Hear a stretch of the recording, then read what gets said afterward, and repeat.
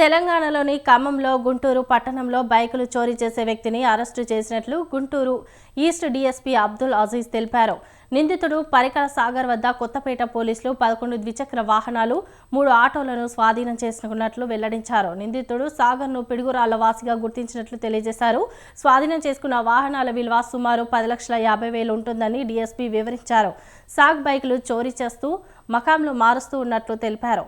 పేర్లు మార్చడంలో నిందితుడు దిట్ట అని విచారణలో తేలిందని డీఎస్పీ అజీజ్ తెలియజేశారు. పెరికల సాగర్ అనే వ్యక్తిని పిడుగురాళ్ల అతన్ని అరెస్ట్ చేయడం జరిగింది.